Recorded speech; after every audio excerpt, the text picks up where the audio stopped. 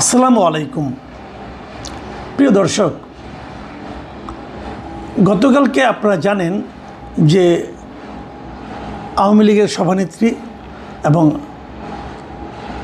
বিদেশে থাকা, ভারতে থাকা সাবেক প্রধানমন্ত্রী শেখ হাসিনা আন্তর্জাতিক সংবাদ মাধ্যম রয়টার্সকে একটা ইন্টারভিউ দিয়েছেন এবং সেই ইন্টারভিউ নিয়ে কী বলেছেন এবং সেই বলার প্রেক্ষিতে কী প্রতিক্রিয়া হতে পারে এগুলো নিয়ে গতকালকে বিভিন্ন অনলাইন মিডিয়া তাদের নিজ নিজ বক্তব্য প্রচার করেছে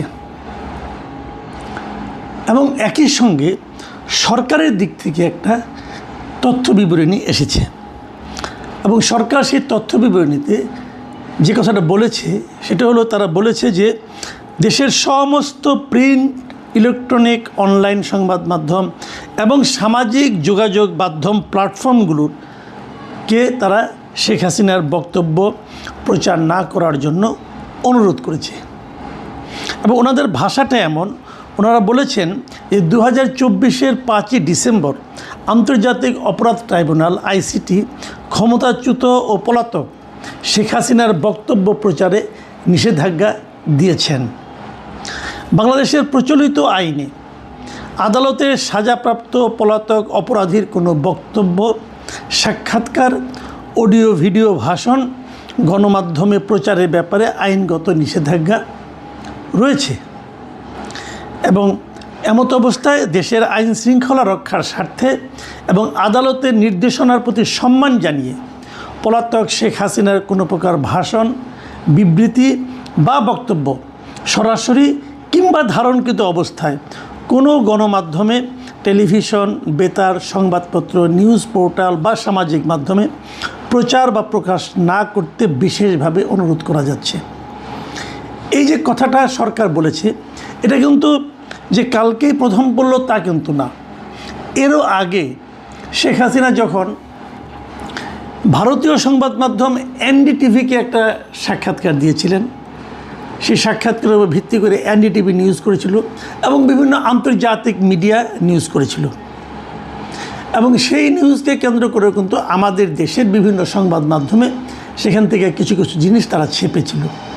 তখনও সরকারের পক্ষ থেকে ঠিক এই একই রকম আরেকটা তথ্য বিবরণী এসেছিল। তারপরে একটা আপনার আলোচনায়, সংবাদ সম্মেলনে সরকারের দায়িত্বপ্রাপ্ত ব্যক্তিরা ওনারা বলেছিলেন তারা এটা নিয়ে কোনো কঠোর অবস্থায় যাবেন না, আস্তে আস্তে তারা অনুরোধ করবেন, ধীরে ধীরে তারা কঠোর হবেন। খেয়াল করুন, ধীরে ধীরে কঠোর হওয়ার অর্থটা কী?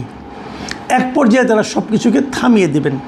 ততক্ষণ পর্যন্ত থামাবেন না যতক্ষণ পর্যন্ত নাকি কোনো রকম বিরূপ প্রতিক্রিয়া সমাজে তৈরি না হয়।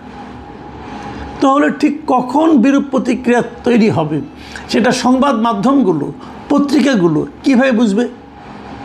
তার মানে পত্রিকা একটা ছাপা হওয়ার পর যদি বিরূপ প্রতিক্রিয়া তৈরি হয় তাহলে সরকার এই পত্রিকাকে ধরবে, তুমি এটা কেন ছাপালা, তোমাকে তো আমরা ছাপাতে মানা করেছিলাম।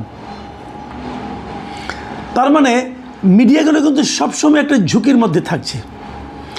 সরকার কিছু বলছে না, আবার বলতে যে কোনো সময় বলতে পারে এমন একটা পরিস্থিতি তারা তৈরি করে রাখছে। মানে আপনাকে সে চাইলেই ধরতে পারে, কিন্তু ধরছে না মানে ধরবে না তা কিন্তু নয়। এই যে একটা পরিস্থিতি, এই পরিস্থিতিটা আসলে আমি মনে করি সকলের জন্যই কিন্তু খুবই একটা আতঙ্কের পরিস্থিতি এবং এই পরিস্থিতি সরকার ইচ্ছা করে সৃষ্টি করে রেখেছে। কেন রেখেছে আমি জানি না। তারপরে যে তারা বিবৃতিগুলো দিয়েছে সেটা নিয়ে আমি কিছু কথা বলতে চাই। যেমন ধরুন, মিডিয়াগুলোকে এটা প্রচার করতে মানা করেছে। আসলে মিডিয়াগুলি করেটা কি বলুন তো? টেলিভিশন বলুন, পত্রিকা বলুন, নিউজ পেপার বলুন কিংবা সোশ্যাল মিডিয়া বলুন, তারা কি করে? তারা যখন কোনো একটা সংবাদ প্রচার করে, কেন করে? দুটো কারণে করে। প্রথমত কারণ হলো যে তারা দর্শক, পাঠক, শ্রোতা এদের দৃষ্টি আকর্ষণ করতে চায়। এরা যেটা জানতে চায় সেটা তারা প্রচার করে, অথবা যেটা প্রচার করলে বেশি বেশি লোক এটা দেখবে, শুনবে বা পড়বে, তারা সেটাকেই প্রচার করে। এখন যদি সবাই সরকারের কথা মানত, মানে কোনো একটা মিডিয়াও শেখ হাসিনা সংক্রান্ত কোনো নিউজ প্রচার করলো না, ভাবখানা এমন যে শেখ হাসিনা বলতে কোনো চরিত্র এই দুনিয়াতে এক্সিস্ট করে না, অতীতেও করতো না, ভবিষ্যতেও করবে না, যদি এমন হতো তাহলে আমরা মানতে পারতাম যে না ঠিক আছে, সরকারের আদেশ মানাটা খুবই সহজ। কিন্তু সেটা কি হচ্ছে, রয়টার্স তো তার খবরটা প্রচার করছে এবং রয়টার্সের এই খবর অনলাইনে পাওয়া যাচ্ছে। অনলাইনে রয়টার্সের খবরকে কোট করে, মানে সেটার উপর নির্ভর করে বাংলাদেশের বাইরে সমস্ত দেশের মিডিয়া সেই খবরটা প্রচার করছে। বিভিন্ন দেশের, ইন্ডিয়াতে ধর, পাকিস্তানে ধর, সব দেশের লোকজন তারা সেটাকে টেলিভিশনে প্রচার করছে, মিডিয়াতে। তো এখন ইন্টারনেটের যুগে দেশের সাধারণ নাগরিক, গ্রামের একটা লোকের পক্ষে কিন্তু রয়টার্সের খবর দেখা সম্ভব, ভারতের পত্রপত্রিকা দেখা সম্ভব, ভারতের বাংলা ভাষার পত্রপত্রিকা দেখা সম্ভব। তাহলে তারা সবাই দেখতে পাচ্ছে, কোথায় পাচ্ছে? বিদেশি মিডিয়ায় পাচ্ছে। তাহলে পাচ্ছে না কোথায়? আমার দেশের মিডিয়ায় পাচ্ছে না। তাহলে লোকজন কী করবে? যে আমার দেশের মিডিয়াকে বাদ দিয়ে তারা বিদেশি মিডিয়ার উপর ঝুঁকবে। এতে আমার দেশের মিডিয়া কি দর্শকদেরকে তার কাছে ধরে রাখতে পারবে? পারবে না। যদি দর্শকদেরকে আমার দেশের মিডিয়া ধরে রাখতে না পারে, আমাদের প্রত্যেকটা মিডিয়ার দুটো লক্ষ্য আমি বলেছিলাম। একটা লক্ষ্য হলো দর্শক, শ্রোতা, পাঠক এদেরকে আকৃষ্ট করা, আর দ্বিতীয় লক্ষ্যটা হলো যে তাদের মিডিয়াতে প্রচুর বিজ্ঞাপন আকৃষ্ট করা। যারা বিজ্ঞাপন দেয় তারা কিন্তু এই যে প্রথম যে কারণটা, যে দর্শক শ্রোতাদেরকে কে কতটা আকৃষ্ট করতে পারছে তার উপর নির্ভর করেই বিজ্ঞাপন দেয়। ধরেন আপনি একটা মিডিয়া করলেন, অনেক টাকা খরচ করে মিডিয়া করলেন, ওটা কেউ দেখে না। এখন যদি কেউ না দেখে, না পড়ে, না শুনে, তাহলে ওই মিডিয়ায় কেউ বিজ্ঞাপন দিবে? দিবে না। যদি বিজ্ঞাপন না দেয় তাহলে ওই মিডিয়ার ইনকাম হবে? কমে যাবে। যদি ইনকাম কমে যায় তাহলে ওখানে যারা চাকরি করেন তাদের বেতন হবে?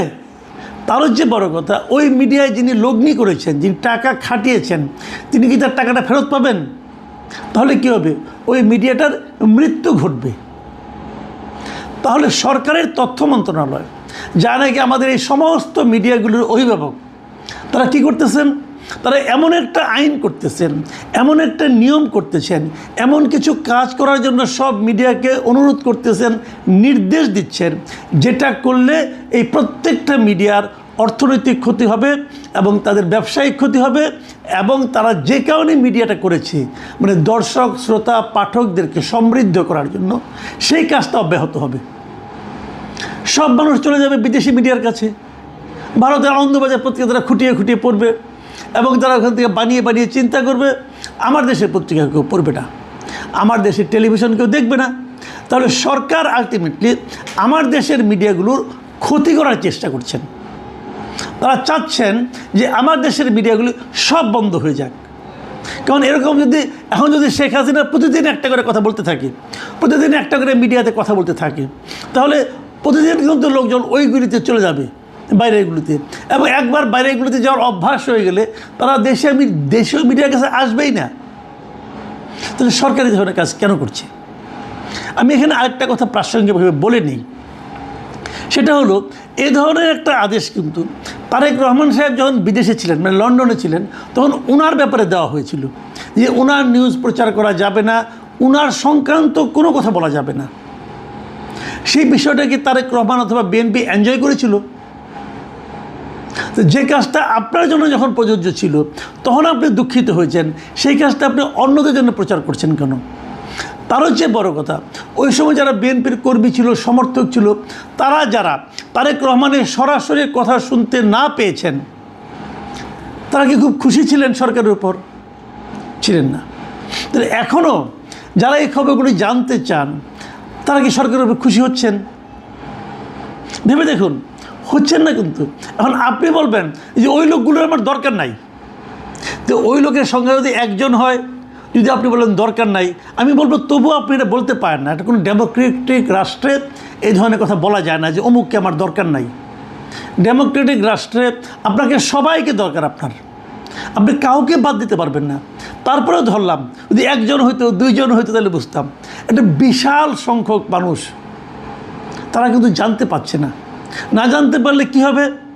তারেক রহমানের কথা জানতে না পেরে মানুষের মধ্যে যে ক্ষোভটা ছিল, ওই সময় সরকারের উপর ক্ষোভ ছিল, সেই একই ধরনের ক্ষোভ এখনও অনেক লোকের মধ্যে এই সরকারের বিরুদ্ধে তৈরি হবে। এতে সরকারের লাভটা কী হবে? লাভ হবে না। তাহলে সরকার এটা কেন করছে? সেই প্রসঙ্গে আবার আসছি। সরকারের মূল লক্ষ্যটা আসলে কী? সরকার আসলে কী চায়? অথবা সরকার কখন এই ঘোষণাগুলো দিল? যখন শেখ হাসিনা দুইবার ইন্টারভিউ দিল, একবার এনডিটিভির সঙ্গে দিল, এবার রয়টার্সের সঙ্গে দিল, এবং দুইবারই তারা কিন্তু একই ধরনের প্রতিক্রিয়া ব্যক্ত করলো যে এগুলি প্রচার করা যাবে না। কেন সরকার ঠিক এই সময়ে এসেই প্রচারটা করছে, এই সময়ে এসেই তথ্য বিবরণীটা দিচ্ছে? তাহলে কি আমরা বলবো যে সরকার ভয় পেয়ে গেছে? সরকারকে শেখ হাসিনা, যিনি বিদেশে আছেন, ভারতে রাজনৈতিক আশ্রয় মনে হয় আছেন সম্ভবত, অথবা পালিয়ে আছেন, অথবা অতিথি হিসেবে আছেন, কীভাবে আছেন আমি জানি না, তার স্ট্যাটাস আমি বলতে পারবো না, যার বিরুদ্ধে বাংলাদেশের আদালত মৃত্যুদণ্ডের রায় দিয়েছে, তেমন একটা লোকের কথায় সরকার ভয় পেয়ে গেল? এই সরকার কি এত দুর্বল সরকার? কিন্তু আমি তো তা মনে করি না। এই সরকার তো মানে নিরঙ্কুশ সংখ্যাগরিষ্ঠতা পেয়েছে বিগত জাতীয় সংসদ নির্বাচনে, মানে দেশের ম্যাক্সিমাম মানুষ তাদেরকে ভোট দিয়েছে। তো ম্যাক্সিমাম মানুষের উপর এই সরকার কেন আস্থা রাখতে পারছে না? তারা কেন ভয় পাচ্ছে একজন বিদেশে থাকা, মৃত্যুদণ্ডাদেশ পাওয়া একজন রাজনৈতিক নেত্রীর বক্তব্যের উপর? কেন পাচ্ছে? এটা কি জরুরি ছিল? শেখ হাসিনা কী চাচ্ছে? উনি কী বলেছেন? উনি বলেছেন উনি আসতে চান, দেশে ফিরে আসতে চান। এত সরকারের খুশি হওয়া উচিত, কারণ সরকার নিজেই তো ওনাকে আনতে চাচ্ছেন, এবং ওনাকে ফিরিয়ে আনার জন্য সরকার অলরেডি ইন্ডিয়ার কাছে চিঠি লিখেছেন যে ওনাকে ফেরত দেন। এখন যদি ওই চিঠির কারণেই হোক অথবা অন্য কোনো কারণে হোক, যদি শেখ হাসিনা নিজে থেকে আসতে চায়, সরকার তো খুশি হওয়া উচিত। সরকার এয়ারপোর্টে অপেক্ষা করা উচিত।